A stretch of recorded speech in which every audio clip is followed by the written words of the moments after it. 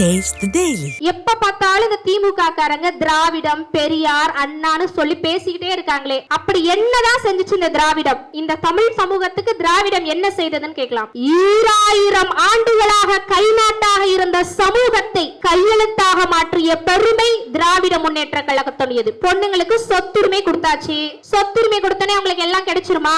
என்ன வேணும்? கல்வி வேணும். பெண் கல்வி கற்க வேண்டும். சங்க தமிழ்ல என்ன சொல்றாங்க? குஞ்சி அழகு கொடுந்தானை கோட்டழகும் மஞ்சள் அழகும் அழகல்ல, உள்ளத்து நல்லவர் நாம் என்று நம்பும் கல்வி அழகே அழகுன்னு சங்க தமிழ்ல சொன்னாங்க. அந்த கல்வியை பெண்களால பெற முடிஞ்சதா?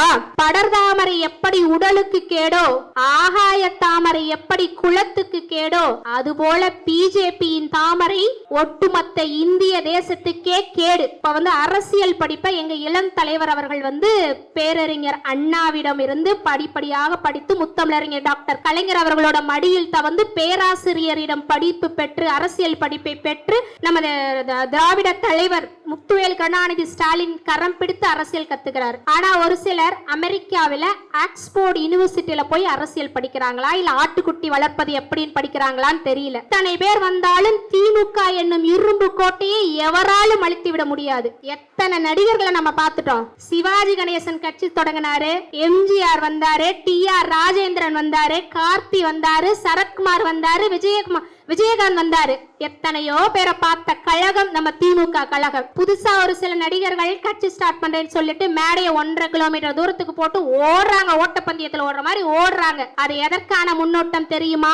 2026 சட்டமன்ற தேர்தலில் பின்னங்கால் பொடனியில் அடிக்க ஓடவிட போகிறோம் என்பதற்கான முன்னோட்டம் தான் அந்த ஓட்டப்பந்தய போட்டியம். மசூதி இருந்த இடத்தில் ராமர் கோவிலை கட்டியது தவறு என்று சொல்வதற்கு இந்தியாவில் வேறு எந்த தலைவனிடம் அந்த ஒரு நெஞ்சுரம் இல்லை. அன்று கலைஞரின் தலைக்கு வட இந்தியாவில் சாமியார் ஒருவர் கலைஞரின் தலையை சீவுவதற்கு 1 கோடி பரிசு என்று அறிவித்தார். இன்று சனாதானம் பற்றி எங்கள் அண்ணன் உதயநிதி பேசும்போது அவரின் தலையை சீவருக்கு 10 கோடி ரூபாய் விலை வைக்கிறார் வட இந்திய சாமியார் ஒருவர். அதற்கு அன்று கலைஞரின் பதில், என் தலையை நான் சீவிய 4-5 வருஷம் ஆச்சு, அவன் எப்படியா சீவன் சொன்னாரு. அவரின் வழி வந்த திராவிட தோன்றல் உதயநிதி அண்ணன் அவர்கள், என் தலையை சீவரத்துக்கு 10 ரூபாய் சீப்பு இருந்தாலே போதுமே, அதுக்கு எதுக்குடா 10 கோடின்னு கேட்டாரு. கலைஞருடைய நெஞ்சுறுதி, நகைச்சுவை திறன், மாண்பு அத்துணையும் கொண்டவர், நெஞ்சுக்கு நீதியின் நாயகர். 100 ஆண்டுகளுக்கு முன்பு பெண்களின் நிலை என்ன?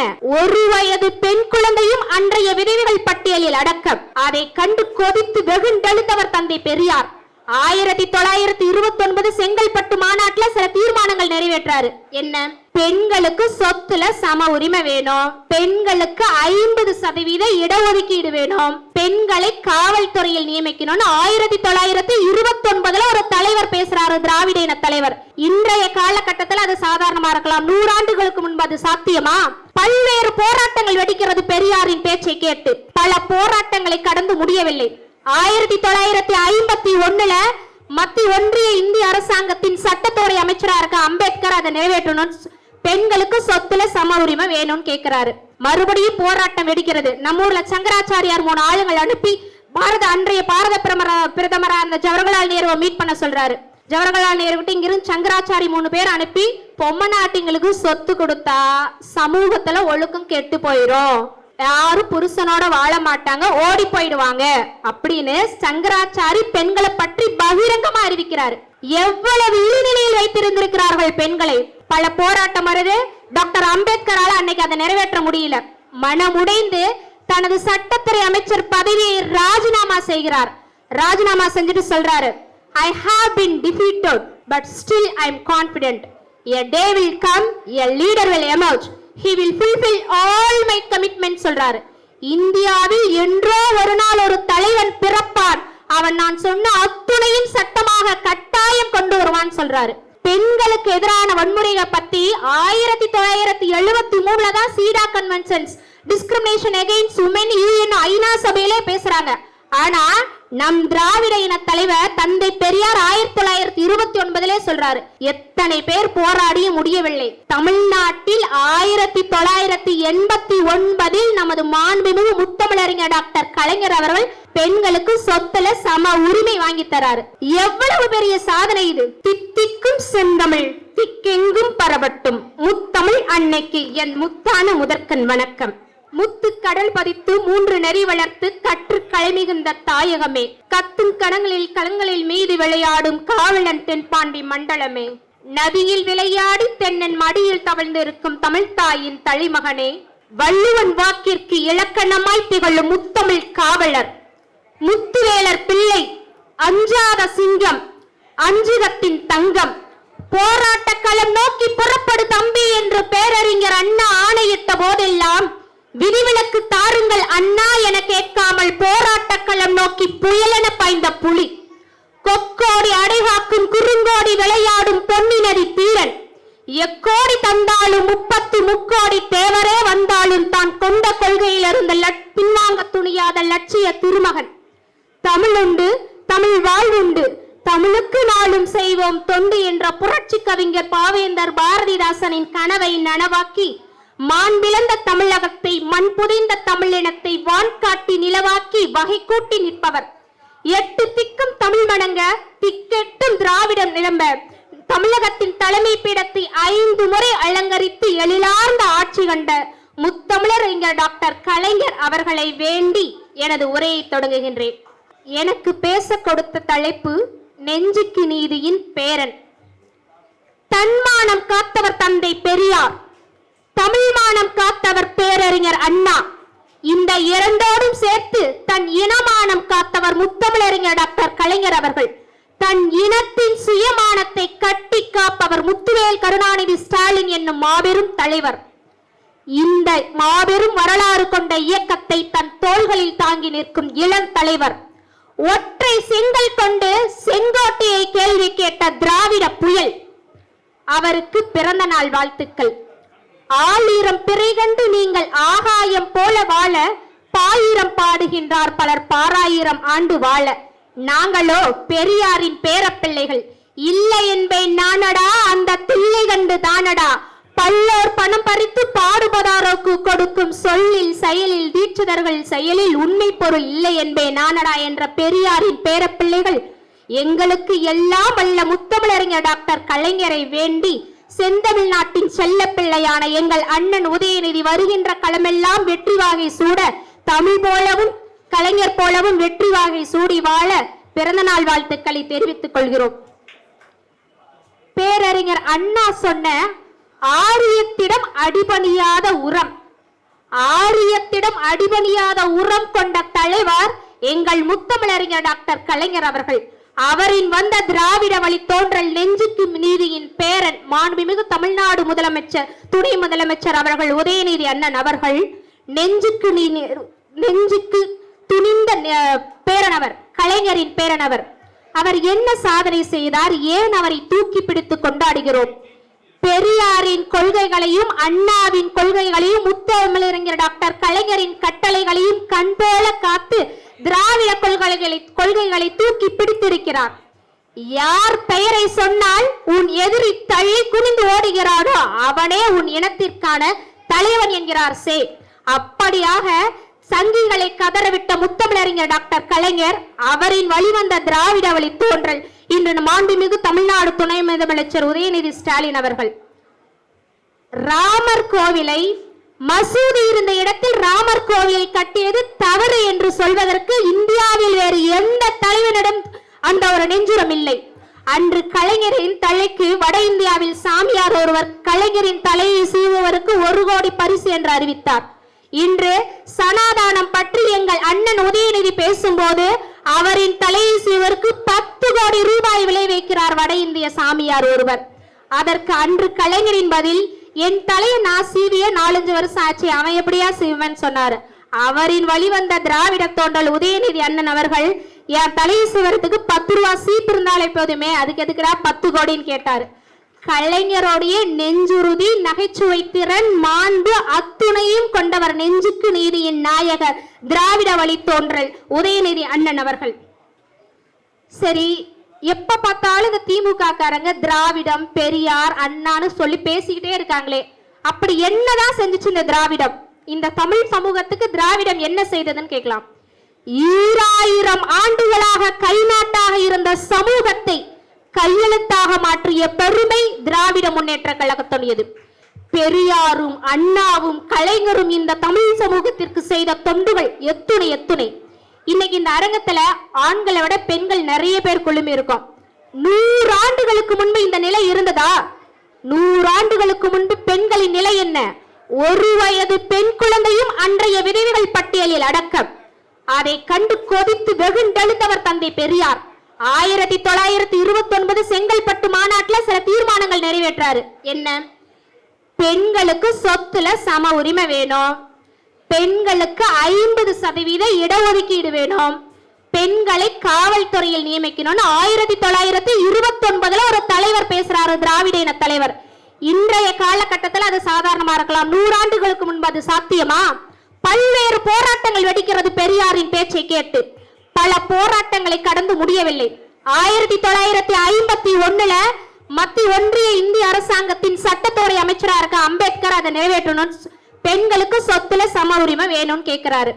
மறுபடியும் போராட்டம் வெடிக்கிறது. நம்ம ஊர்ல சங்கராச்சாரியார் 3 ஆளுங்கள் அனுப்பி அன்றைய பாரத பிரதமரா இருந்த ஜவஹர்லால் நேருவை மீட் பண்ண சொல்றாரு. ஜவஹர்லால் நேரு விட்டு இங்கிருந்து சங்கராச்சாரி 3 பேர் அனுப்பி, பொம்மை நாட்டிங்களுக்கு சொத்து கொடுத்தா சமூகத்துல ஒழுக்கம் கெட்டு போயிரும், யாரும் புருஷனோட வாழ மாட்டாங்க, ஓடி போயிடுவாங்க அப்படின்னு சங்கராச்சாரி பெண்களை பற்றி பகிரங்கமா அறிவிக்கிறாரு. எவ்வளவு இழிநிலையில் வைத்திருந்திருக்கிறார்கள் பெண்களை. பல போராட்டம் வருது. டாக்டர் அம்பேத்கரால அன்னைக்கு அதை நிறைவேற்ற முடியல. மனமுடைந்து தனது சட்டத்துறை அமைச்சர் பதவியை ராஜினாமா செய்கிறார். ராஜினாமா செஞ்சுட்டு சொல்றாரு, I have been defeated but still I am confident. A day will come, a leader will emerge. He will fulfill all my commitments சொல்றாரு. இந்தியாவில் என்றோ ஒரு நாள் ஒரு தலைவன் பிறப்பான், அவன் நான் சொன்ன அத்துணையும் சட்டமாக கட்டாயம் கொண்டு வருவான் சொல்றாரு. பெண்களுக்கு எதிரான வன்முறைகளை பத்தி 1973 தான் CEDAW conventions discrimination against woman UN ஐநா சபையிலே பேசுறாங்க. ஆனா நம் திராவிட இன தலைவர் தந்தை பெரியார் 1929 சொல்றாரு, எத்தனை பேர் போராடியும் முடியவில்லை. தமிழ்நாட்டில் 1989 நமது மாண்புமிகு முத்தமிழறிஞர் டாக்டர் கலைஞர் அவர்கள் பெண்களுக்கு சொத்துல சம உரிமை வாங்கி தராரு. எவ்வளவு பெரிய சாதனை இது! பெண் கல்வி கற்றால் அவள் அடிமைத்தனத்திலிருந்து மீண்டு வந்து விடுவாள் அழுத்தம் திருத்தமா இந்த சமூகத்துக்கு சொன்னவரே முத்தமிழறிஞர் டாக்டர் கலைஞர் அவர்கள். ஆணும் பெண்ணும் நிகரென கொள்வதால் அறிவிலோங்கி வையம் தளிக்குமா? சரி, பொண்ணுங்களுக்கு சொத்துரிமை கொடுத்தாச்சு. சொத்துரிமை கொடுத்தனே உங்களுக்கு எல்லாம் கிடைச்சிருமா? என்ன வேணும்? கல்வி வேணும். பெண் கல்வி கற்க வேண்டும். சங்க தமிழ்ல என்ன சொல்றாங்க? குஞ்சி அழகு கொடுந்தானை கோட்டழகும் மஞ்சள் அழகும் அழகல்ல, உள்ளத்து நல்லவர் நாம் என்று நம்பும் கல்வி அழகே அழகுன்னு சங்க தமிழ்ல சொன்னாங்க. அந்த கல்வியை பெண்களால பெற முடிஞ்சுதா? அதை கண்டுதான் நமது முத்தமிழறிஞர் டாக்டர் கலைஞர் அவர்கள் மூவலூர் ராமாமிர்தம் அம்மையாரோட பெயரால திருமண உதவி திட்டம் அறிவிக்கிறாரு. சரி, கல்விக்கும் திருமண உதவி திட்டம் சொல்றீங்களே, அதுக்கும் என்ன சம்பந்தம்? கரெக்டான கேள்வி. அதாவது 8ஆம் வகுப்பு படித்து முடித்து ஒரு பெண் திருமணம் செய்தால் அவர்களுக்கு உதவித்தொகையாக 5000 ரூபாய். 10ஆம் வகுப்பு முடித்துட்டு ஒரு பெண் திருமணம் செய்தால் ஊக்கத்தொகையாக 10,000. 12ஆம் வகுப்பு முடிச்சா 25,000. சரி, இது கல்வியை ஊக்குவிக்கிற மாதிரி இல்லையே, அவங்க திருமணத்தை ஊக்குவிக்கிற மாதிரி இருக்குதேன்னு சொல்லிட்டு பலர் பேச, ஒரு பெண் கல்வி கற்றால் 10ஆம் வகுப்பு முடிக்கும் பொழுது 10 பருவத்தை கடந்த பின்பு அந்த பெண்ணுக்கு நல்லது கெட்டது தனக்கான துணையை தேர்ந்தெடுக்க எது நல்லது கெட்டதுன்ற அறிவு வந்துடும். கல்வி வந்துட்டா அந்த பெண் எல்லாத்தையும் பெற்றுருவான்னு சொல்றாங்க. சரி, புலி 8 அடி பாஞ்சா குட்டி 16 அடி பாயின்னு சொல்லுவாங்க. ஆனா இங்க புலி 8 அடி பாயுது, தாத்தா 8 அடி பாய்ந்தால் நெஞ்சுக்கு நீதியின் பேரன் உதயநிதி ஸ்டாலின் அவர்கள் 80 அடி பாயறாரு. பெண்ணுக்கு தாத்தா அதாவது கலைஞர் அவர்கள் கல்வி கொடுத்தாரு, அவர்களுக்கு சொத்துரிமை வாங்கி கொடுத்துட்டாங்க. வேற என்ன வேணும்? அவர்களுக்கு உள்ளாட்சி தேர்தலில் 33% இடஒதுக்கீடு கொடுத்துட்டாரு. வேலை வாய்ப்புல 30% இடஒதுக்கீடு கொடுத்தாச்சு. வேற என்ன வேணும்? நீங்கள் பெண்களை கல்வி உரிமை தந்து அரசியலில் முன்னுரிமை தந்து கொண்டு வந்தீர்கள். நாங்கள் அவர்களை விளையாட்டு துறையில் சாதிக்க வைக்கிறேன்னு சொல்லி இப்ப ரீசெண்டா கோயமுத்தூர்ல சபிதா, பூஜா, ஜெய்ஷோத்சனா அப்படின்ற 3 பெண்கள் டிராக் சைக்கிளிங் அப்படி ஒரு சர்வதேச விளையாட்டு போட்டியில கடந்த 5-6 வருடங்களாக பிராக்டிஸ் பண்ணிட்டு இருக்காங்க. கடந்த ஆட்சி காலங்கள்ல அவங்களுக்கு சரியான உதவித்தொகையும் ஊக்கத்தொகையும் கிடைக்கல. கடந்த 2022ஆம் வருடம் நமது மாண்புமிகு துணை முதலமைச்சர் உதயநிதி ஸ்டாலின் அண்ணனை மீட் பண்றாங்க. அப்ப அவங்களோட கஷ்டங்களை சொல்றாங்க. உடனடியாக நமது இளம் தலைவர் அவர்கள் 14 தலா ஒவ்வொரு நபருக்கும் 14 லட்சம் 12 லட்சம் மதிப்புள்ள ஒரு சைக்கிள் வழங்குறாங்க. சர்வதேச அளவில் டிராக் சைக்கிள்ல போட்டியில அந்த பெண்கள் பங்கு கொண்டு நம்ம தமிழ்நாட்டு வீராங்கனைகள் 16 தங்க பதக்கங்களை வென்றெடுத்து வந்திருக்காங்க. எவ்வளவு பெரிய சாதனை! பெண்களை அவர்கள் களங்களை தாண்டி விளையாட்டு துறையில் சர்வதேச அளவில் சாதனை செய்வது எவ்வளவு பெரிய மகத்தான புரட்சி! சென்னையை சேர்ந்த ஆட்டோ ஓட்டுநர் ஒருவரோட மகள் காசிமா என்ற 16 வயது பெண் கேரம் போட்டியில சர்வதேச அளவில், எல்லாமே நான் சொல்ற விளையாட்டு எடுத்துட்டு வந்திருக்க லிஸ்ட் எல்லாமே சர்வதேச அளவில் நம்ம அண்ணன் உதயநிதி அவர்களால அவரோட ஊக்கத்தொகை உதவி கொடுத்து அவரோட உந்துதலால சர்வதேச அளவில் பட்டம் பெற்ற பெண்கள். சென்னையை சேர்ந்த ஆட்டோ ஓட்டுநர் காசிமா அப்படின்ற ஆட்டோ ஓட்டுநரோட மகள் காசிமா அப்படின்ற ஒரு பெண்மணி கேரம் விளையாடுறதுக்காக சர்வதேச போட்டிகளில் பயிற்சி பெறுவதற்கு சரியான நிதி உதவி அவங்களுக்கு இல்ல. உடனடியா நம்ம இளம் தலைவரை வந்து பாக்குறாங்க. ஆண்டுக்கு 2.5 லட்சம் ரூபாய் மதிப்பில் அவர்களுக்கு ஸ்போர்ட்ஸ் கிட்ஸ், அதாவது விளையாட்டு உபகரணங்கள் மற்றும் அவங்க சர்வதேச பயிற்சி எடுக்கிறதான பிராக்டிஸ்க்கான எல்லா செலவையும் நமது இளம் தலைவர் அவர்கள் ஏற்றுக்கொண்டிருக்காங்க. இந்த ஆண்டு நடைபெற்ற சர்வதேச போட்டியில் 3 தங்க பதக்கங்களை வென்றெடுத்து வந்திருக்கிறார் காசிமா என்ற பெண். ஒவ்வொரு விளையாட்டு துறையிலும் தலை சிறந்து விளங்கும் 5 வீரர்களை தேர்ந்தெடுத்து அவங்கள ஒலிம்பிக் போட்டிக்கு பயிற்சி கொடுக்கறதுக்காக ஆண்டுக்கு 1,25 லட்சம் ஒதுக்குறாரு. அதோட விட்டாரா, விளையாட்டு துறையில கடந்த ஆண்டுகள்ல சரியான அந்த ஸ்போர்ட்ஸ் கோட்டா அப்படின்ற சொல்ற வேலை வாய்ப்பு இடஒதுக்கீடு இருக்கு இல்லையா, அது வந்து சரியா அமல்படுத்தல கடந்த ஆட்சி காலங்களில். உடனடியாக நமது இளம் தலைவர் அவர்கள் இந்த ஆண்டு முதல் அந்த ஸ்போர்ட்ஸ் கோட்டா இடஒதுக்கீடு சரியான முறையில் நிரப்பப்படும் சொல்றாரு. இடஒதுக்கீடு என்றவுடன் நமது முத்தமிழறிஞர் டாக்டர் கலைஞர் அவர்களை நினைக்காமல் இருக்க முடியாது. தாழ்த்தப்பட்ட அருந்ததியின சமூகத்திற்கு இடஒதுக்கீடு ஆங்கிலேயர் காலத்துல அம்பேத்கரை கொண்டுட்டு வந்துட்டாரு. ஆனா பிற்படுத்தப்பட்ட மிகவும் பிற்படுத்தப்பட்ட சமூகத்தை சேர்ந்தவங்களுக்கு இடஒதுக்கீடுன்றது அவ்வளவு சாதாரணமா கிடைச்சிடல. மண்டல் கமிஷன் நடைமுறைப்படுத்த சொல்லி நம்ம முத்தமிழறிஞர் டாக்டர் கலைஞர் அவர்கள் அழுத்தம் கொடுக்க அன்றைய பாரத பிரதமராக இருந்த VP சிங் அதை கொண்டுட்டு வராரு. வட இந்தியாவில் பல போராட்டம் வெடிக்கிறது. உயர் சாதியை சேர்ந்த மாணவர்கள் தீக்குளிக்கிறாங்க, பல போராட்டம் வெடிக்குது. எல்லாத்தையும் தாண்டி கலைஞர் கொடுத்த அழுத்தத்தினால அன்னைக்கு மண்டல் கமிஷன் வந்து பிற்படுத்தப்பட்டோர் மிகவும் பிற்படுத்தப்பட்ட சமூகத்தை சேர்ந்தவர்களுக்கு இடஒதுக்கீடு வந்துருச்சு. ஆனா அரசியல் சூழ்ச்சியால VP சிங் வந்து பதவியை ராஜினாமா செய்யறாரு. தமிழ்நாடு முழுக்க சுற்றுப்பயணம் செய்யறாரு.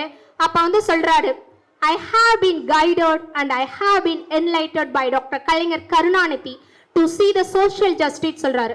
அதாவது இந்தியாவின் பாரத பிரதமர், முன்னாள் பிரதமர் அவருக்கே இடஒதுக்கீட்டுக்கான வழிகாட்டுதலை, இடஒதுக்கீட்டான பாடத்தை உங்கள் மாநிலத்தை சேர்ந்த டாக்டர் கலைஞர் கருணாநிதியிடம் தான் கற்றேன்னு சொன்னாரு. எவ்வளவு பெரிய சமூக புரட்சி இது! கலைஞர் ஏடாலும் எழுத்தாலும் இந்த சமூகத்தில் செய்த சீர்திருத்தங்கள் எத்துணை!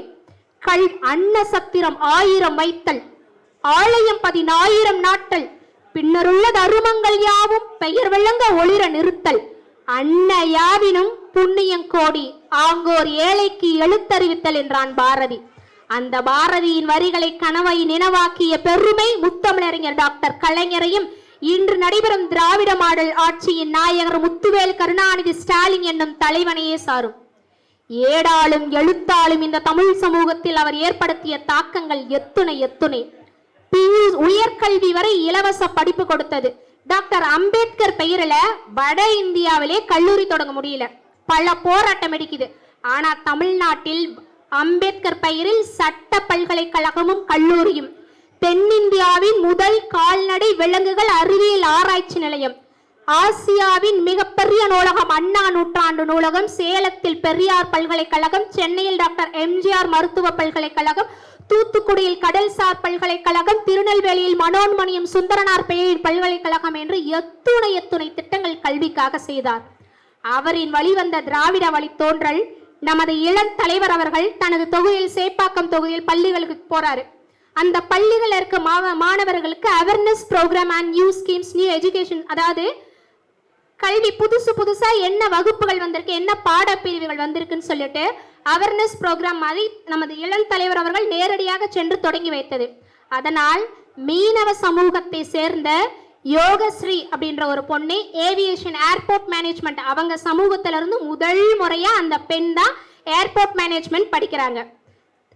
முத்தமிழறிஞர் டாக்டர் கலைஞர் பெண் கல்வியை ஊக்குவித்தார் என்றால் இவர் கல்வியில் புது திட்டங்களையும் புது வகையான கல்வியும் நம்ம தமிழ் மாணவர்களுக்கு, தமிழ் குடியில் பிறந்த பிள்ளைகளுக்கு செய்து கொண்டிருக்கிறார். விவேக சிந்தாமணியில் ஒரு கூட்டு ஒன்று, வெள்ளத்தால் அழியாது வெந்தலால் வேலாகுது, வேந்தராலும் கொள்ளத்தான் இயலாது, கொடுத்தாலும் நிறைவின்றி குறையாது கல்வி. அத்தகைய கல்வியை தமிழ் குடியில் பிறந்த மாணவர்கள் பெறுவதற்கு நம் முத்தமிழறிஞர் டாக்டர் கலைஞரும் அவரின் வழிவந்த திராவிட தலைவர்களும் பல்வேறு முன்னெடுப்புகளை எடுத்துக்கொண்டிருக்கும் போது பிஜேபியில ஒரு ஸ்கீம் கொண்டு வராங்க. இப்போ விஸ்வகர்மா யோஜனா அப்படின்னு சொல்லிட்டு கடந்த 10 நாட்களாக இந்த திட்டத்தை பத்தி எல்லாம் பேசிட்டு இருப்பாங்க. என்ன விஸ்வகர்மா யோஜனானா ஃபேமிலி பேஸ்டு ட்ரெடிஷனல் ஸ்கில்ஸ், அதாவது பரம்பரையா ஒருத்தர் செய்யற தொழில அவங்களோட பிள்ளைகள் அவளோட வாரிசுகள் செய்யணும். அப்படி செஞ்சாங்கன்னா, அதாவது அவங்க ஒரு 18 வகையான தொழில்களை பட்டியலிடுறாங்க. என்னது, முடிவெற்ற தொழில், துணி துவைக்கிற தொழில், தச்சர் தொழில், பூ கட்டுதல், இது மாதிரி 18 வகையான தொழில்களை பட்டியலிட்டு குரு சிஷ்யா அந்த திட்டத்துல குரு சிஷ்யா ஸ்கீம் சொல்றாங்க. என்னது குரு சிஷ்யா? தாழ்த்தப்பட்டவன் கல்வி கற்றதனால் கட்டை விரலை காணிக்கையாக கேட்ட வம்சம் குரு சிஷ்ய பரம்பரை. அப்பவே கலைஞர் என்ன சொன்னாரு, இந்நாளில் எவனும் கட்டை விரலை காணிக்கையாக கேட்டால் அவன் பட்டை உரியும், காட்டிலே அவன் கட்டை வேகும் சொன்னாரு. அதையே இன்னைக்கு பிஜேபி மறுபடியும் குலக்கல்வி திட்டத்தை வேற பேர்ல விஸ்வகர்மா யோஜனான்ற பேர்ல இருக்காங்க. மற்ற மாநிலங்களில் எதிர்ப்பு இல்லை, தமிழ்நாட்டில் மட்டும் ஏன் இந்த பலத்த எதிர்ப்புன்னு சொன்னா, இங்க திராவிட தலைவர், தமிழின தலைவர் தந்தை பெரியாரும் முத்தமிழறிஞர் டாக்டர் கலைஞரும் இருந்த மாநிலம் இது. படர்தாமரை எப்படி உடலுக்கு கேடோ, ஆகாய தாமரை எப்படி குலத்துக்கு கேடோ, அதுபோல பிஜேபியின் தாமரை ஒட்டுமொத்த இந்திய தேசத்துக்கே கேடு. அவர்களை விரட்டி அடிப்பதே நமது நோக்கம். இப்ப அரசியல் படிப்பை எங்க இளம் தலைவர் அவர்கள் பேரறிஞர் அண்ணாவிடம் இருந்து படிப்படியாக படித்து முத்தமிழறிஞர் டாக்டர் கலைஞர் அவர்களோட மடியில் தவந்து பேராசிரியரிடம் படிப்பு பெற்று அரசியல் படிப்பை பெற்று நமது திராவிட தலைவர் முத்துவேல் கருணாநிதி ஸ்டாலின் கரம் பிடித்து அரசியல் கத்துக்கிறார். ஆனா ஒரு சிலர் அமெரிக்காவில் ஆக்ஸ்போர்ட் யூனிவர்சிட்டியில போய் அரசியல் படிக்கிறாங்களா, இல்ல ஆட்டுக்குட்டி வளர்ப்பது எப்படின்னு படிக்கிறாங்களான்னு தெரியல.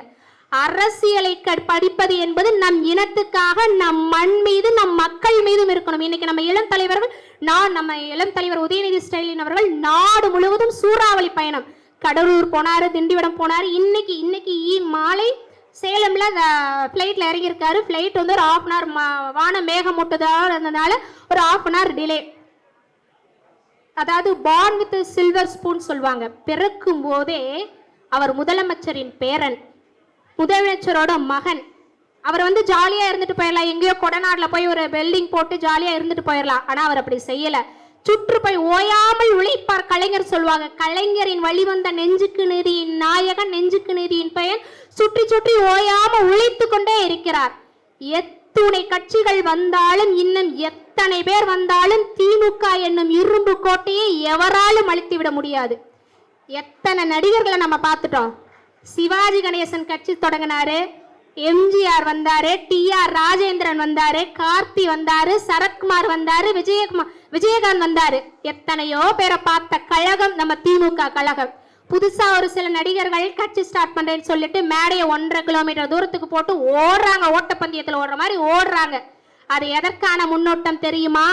2026 சட்டமன்ற தேர்தலில் பின்னங்கால் பொடனியில் அடிக்க ஓடவிட போகிறோம் என்பதற்கான முன்னோட்டம் தான் அந்த ஓட்டப்பந்தய போட்டியம்.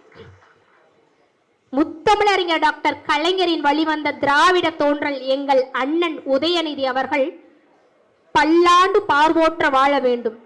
எத்தனையோ இந்த இளம் வயதில் எத்தனையோ திட்டங்களை அவர் ஓயாமல் நம்ம தமிழகத்துக்கும் தமிழ்நாட்டு மக்களையுமே எந்நேரத்தும் சிந்தையிலும் செயலிலும் நினைத்துக் கொண்டிருக்கிறார்.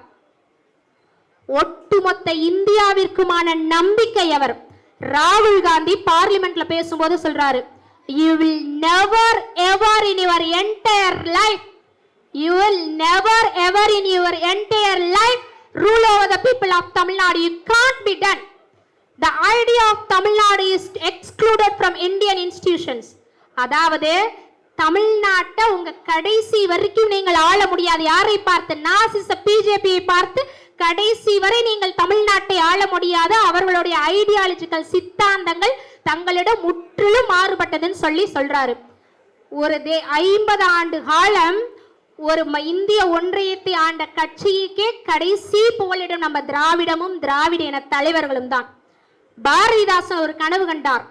எண்ணரும் தமிழ்நாட்டின் கண் எல்லோரும் கல்வி கற்று பன்னரும் கலைஞானத்தால் பராக்கிரமத்தால் அன்பால் உன்னத இமயமளிப்போல் ஓங்கிடும் கீர்த்தி எய்தி இன்புற்றார் என்று மற்றோர் இயம்ப கேட்டுடல் என்னாலோ என்னார். அப்படின்னா நம்ம தமிழ்நாடு எல்லா துறைகளிலும் சிறந்த விளங்குச்சுன்னு என்னைக்கு நம்ம சொல்றோமோ அன்னைக்குதான் உண்மையான மகிழ்ச்சின்னு.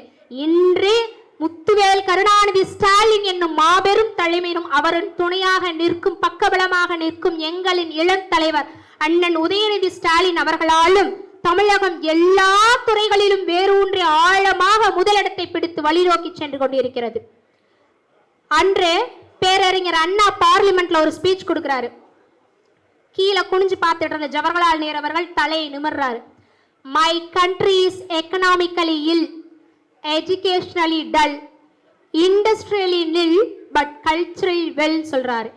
இன்று இந்த திராவிடல் மாடல் நாயகர் ஆட்சி சாதனையால் அவர் state is economically well, educationally well, industrially well and culturally well என அனைத்து துறைகளிலும் முன்னேற்ற பாதையை நோக்கி வீரநடை போட்டு சென்று கொண்டிருக்கிறது. நமது அண்ணன் உதயநிதி ஸ்டாலினுக்கு நம்ம எல்லாம் பிறந்தநாள் பரிசா என்ன கொடுக்க போறோம்? வருகின்ற சட்டசபை தேர்தலில் 200க்கும் மேற்பட்ட தொகுதிகளை வென்றெடுத்து அவரது கரங்களில் பிறந்தநாள் பரிசாக கொடுப்போம் என்று சூழலை எடுத்துக் கொள்வோம். இந்த நல்நாளில் வாழ்க திராவிடம், வளர்க திராவிடம், வாழ்க தமிழ், வளர்க தமிழ். வாய்ப்பு கொடுத்த அனைத்து நல்லுள்ளங்களுக்கும் நன்றி பாராட்டி விடைபெறுகிறேன். சேலம் திவ்யா.